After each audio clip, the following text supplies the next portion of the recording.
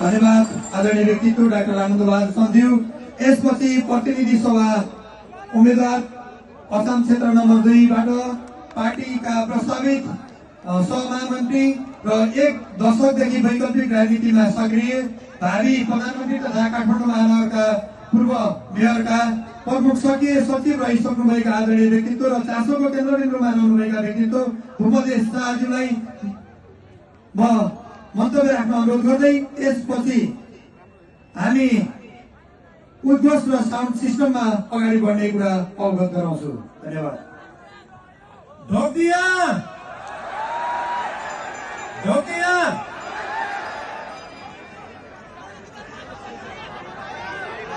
राष्ट्रिय स्वतन्त्र पार्टीका सभापतिज्यू, वरिष्ठ नेताज्यू तथा यहाँ उपस्थित सम्पूर्ण महानुभावहरूमा नमस्कार तथा न्यानो स्वागत।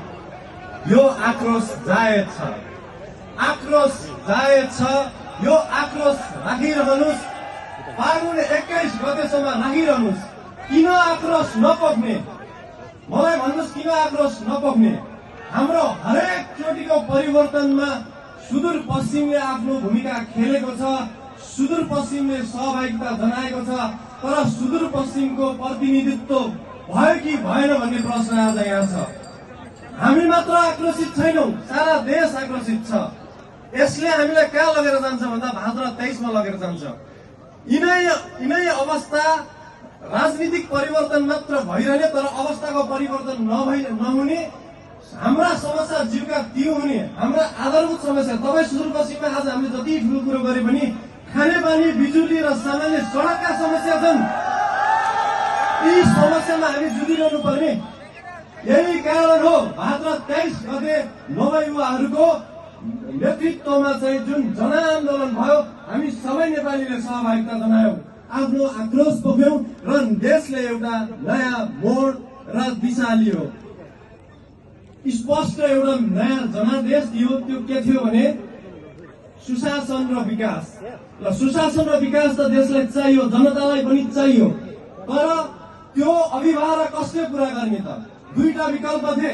एउटा चाहिँ पुराना दलहरू सुध्रिउन् भन्ने थियो, उनीहरू सुध्रिन नसकेको स्थितिमा एउटा नयाँ शक्ति निर्माण होस् भन्ने थियो। जनताले मौका दिए, तर पुराना दलहरू सुध्रिन सकेनन्। त्यस पछाडि एउटा नयाँ शक्तिको आवश्यकता थियो। त्यही भएर आशा लाग्दा नयाँहरू, स्वतन्त्रहरू, जेनजीहरू मिलेर एउटा सशक्त राष्ट्रको हामीले निर्माण गरेका छौं र तपाईहरूलाई उपहार दिएका छौं। अब यो अगाडि बढाउने जिम्मा तपाईको हो। अब राष्ट्रिय स्वतन्त्र पार्टीले के गर्छ त? सामान्य अर्थमा सुशासनमा के गर्छ? रवि दाइले जुन सुशासनको डन्डा उठाउनु भएको थियो, जसले चाहिँ यी नेताहरू क्रसित भएका थिए, यो डन्डा अब अगाडि बढ्नेछ। विकासको अवधारणा कसरी अगाडि बढ्छ त? एउटा उदाहरण दिन चाहन्छु। काठमाडौँ महानगरपालिकाले देशैभरि 35 वटा एम्बुलेन्स वितरण गरेको थियो। त्यसमा चाहिँ 6 वटा एम्बुलेन्स सुदूरपश्चिममा आएको थियो। सुदूरपश्चिमलाई हेर्ने विकासको दृष्टिकोण यो हो। तपाईहरुले हिसाब किताब र अनुपात आफै लगाउनुस्। त्यस्तै अब म लगायत हामी सुदूरपश्चिमका जति पनि प्रतिनिधि र दलका नेताहरू छौं, हामीले गर्छौं के भनेर म तपाईहरुलाई भन्छु। हाम्रो समानुपातिक नामावली बाहिर आयो। अन्तिम आवरमा हाम्रो एकीकरण प्रक्रिया चलिरहेको थियो। अनि त्यस पछाडि सुदूरपश्चिमबाट जम्मा 5 जना, 110 मा 5 जना मात्र हामीले समावेश गर्न सक्यौं, समयको अभावले गर्दाखेरि। त्यस पछाडि सुदूरपश्चिमलाई रिस उठ्यो, उठ्नु पनि थियो, जायज कुरा हो। 110 मा जम्मा 5 जना समानुपातिक लिस्टमा राख्ने। त्यस पछाडि हामीसँग सच्याउने समय थियो। त्यो सच्याएर हामीले आज 10 जना बनाएका थियौं। त्यही भएर म लगायत सुदूरपश्चिमका हामी प्रतिनिधिले गर्ने भनेको यो हो। त्यही भएर अन्तिममा एउटा कुरा भन्न चाहन्छु, काठमाडौँमा सुदूरपश्चिम जोड्ने नै, काठमाडौँमा सुदूरपश्चिम जोड्ने नै, सुदूरपश्चिममा काठमाडौँ जोड्ने।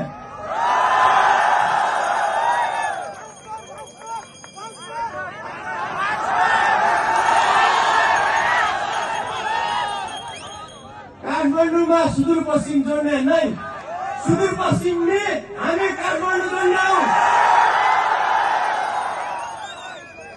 र म अब एउटा अपिल गर्न चाहन्छु हाम्रो सुदूरपश्चिमको पहाडी जिल्लाहरूमा अहिले एकदमै कम जनसङ्ख्या छ। अब अछामको लागि त यो दोस्रो घरै हो कैलाली, त्यस्तै लम्की टिकापुरमा हुनुहुन्छ र प्रवास इन्डिया खाडी मुलुकमा हुनुहुन्छ, काठमाडौँमा हुनुहुन्छ। म यहीँबाट तपाईँहरूलाई के अपिल गर्न चाहन्छु भने यो एउटा जनमत संग्रह हो, पुरानाहरू र नयाँहरूको अगाडि बढ्ने र पछाडि फर्किने एउटा जनमत संग्रह हो। त्यही भएर तपाईँहरू यो फागुन 21मा हाम्रा पहाडी जिल्लाहरू, सुदूरपश्चिमका सबै जिल्लाहरू फर्किएर सकिन्छ चाँडै फर्किनुहोस्, सकिँदैन फागुन 21सम्म फर्केर मतदान गर्नुहोस्। त्यस पछाडि देशलाई भनिदिनुहोस् ढोक दिया, बेरोजगारी, अशिक्षा, भ्रष्टहरूलाई ठोक दिया। धन्यवाद। धन्यवाद। अछाम क्षेत्र नम्बर 2